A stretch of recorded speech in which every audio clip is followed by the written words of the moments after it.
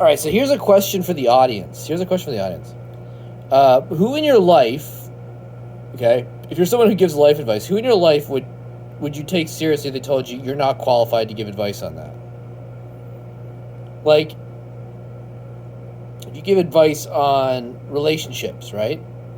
And a lot of people give advice on relationships. In fact, it's like reflexive. I mean, now, in polite conversation, if you're having coffee with somebody and you're talking about those things, you can't help doing that. But people do that for a living online and, like, have they had successful relationships? Should they have to say that?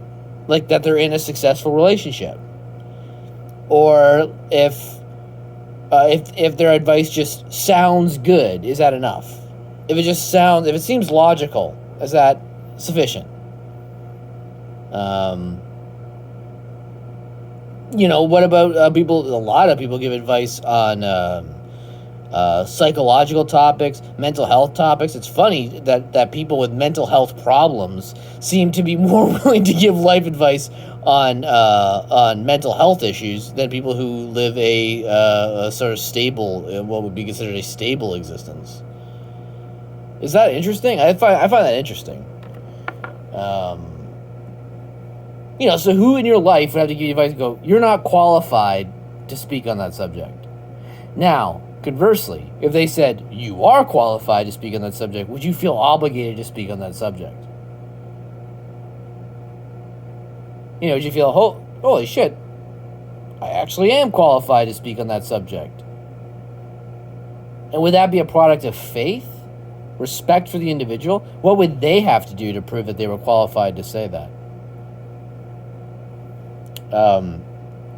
This is a thing I'm not saying someone needs to obsess over or is life-changing, but it's an interesting thing to think about. Like, I don't know, when you're driving to work or some shit, taking a shower or something. If you give life advice for a living. Now, maybe you want to just live in a sort of denial.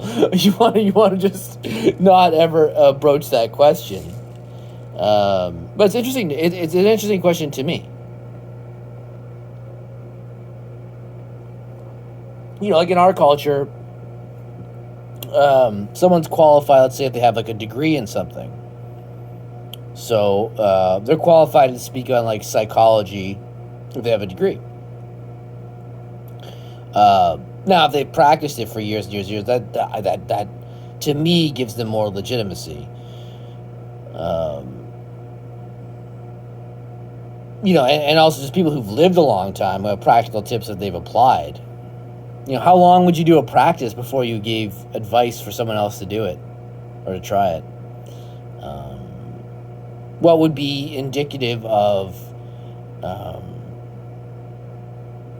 positive result of that practice? What would constitute that practice being accomplished? Is it ever complete? I see this. I mean, I'm talking sort of about psychology and spiritual subjects and things like that, but I think a great parallel is actually physical fitness. Also learning an instrument, but physical fitness, a lot of people give advice and they'll develop systems, right? And then it's like, well, how long did they apply that system for?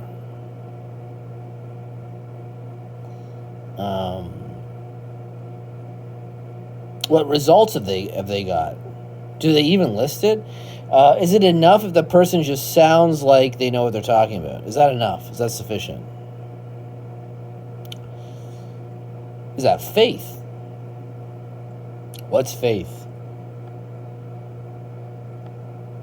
All right, these are things to think about, or not. Either way.